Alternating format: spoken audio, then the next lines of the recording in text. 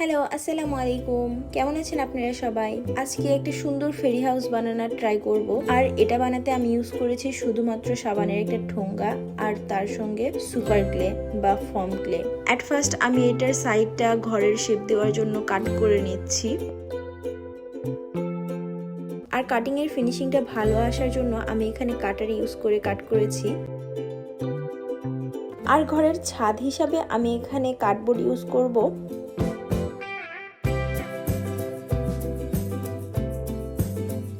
কার্ডবোর্ডের চারদিকের finishing ভালো আনার জন্য আমি মাস্কিং টেপ সুন্দরভাবে চারদিকে মুড়িয়ে নিব।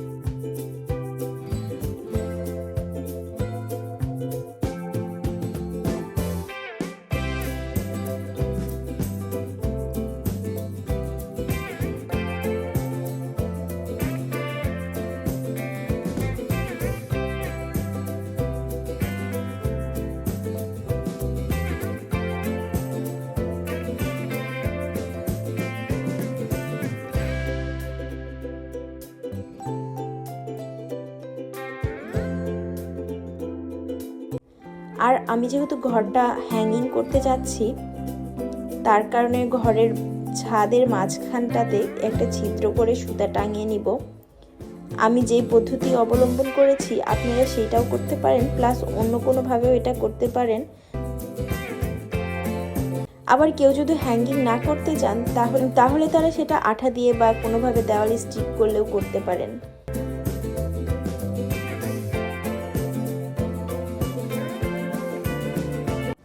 আমার হ্যাঙ্গিং করার প্রসেসটা কিভাবে করে নিয়েছি তা আপনারা ভিডিওতে দেখতেই পেয়েছেন। এখন এটা আঠা দিয়ে সাবানের ঠোঙার সঙ্গে আটকিয়ে দিব।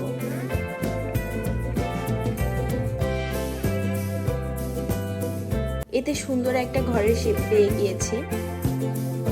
আমি এরকম একসঙ্গে দুইটা করতেছি। আর এরপর চলেন কালার করে নিই। আপনারা আপনাদের পছন্দ মতো যে কোনো কালার করতে পারেন। এখানে আমি আমার পছন্দের দুটি কালার করে নিচ্ছি।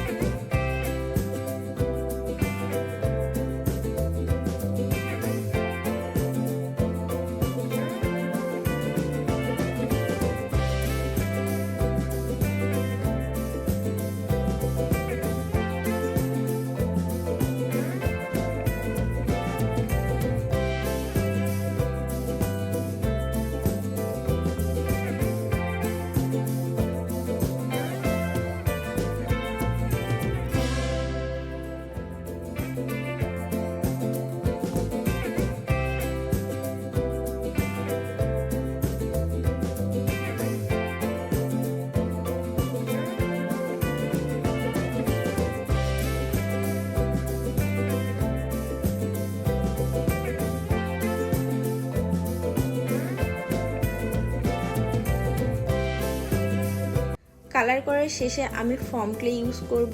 আর ফর্ম ক্লে ইউজ করে আমি কিছু লতা পাতা, ফ্লাওয়ার, মাশরুম বানিয়ে ঘরের চারদিকে সুন্দরভাবে লাগিয়ে ডেকোরেশন করে নিচ্ছি। আপনারা ভিডিওটা দেখতে থাকুন, তাহলে খুব ভালোভাবে বুঝতে পারবেন।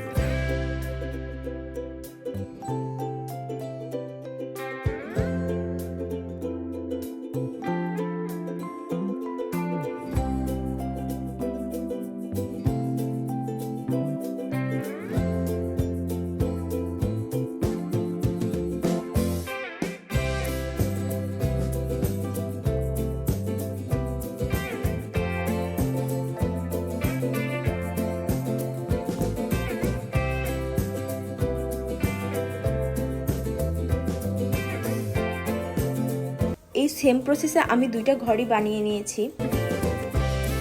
আর এগুলো দেখতে কিন্তু খুবই সুন্দর হয়েছে।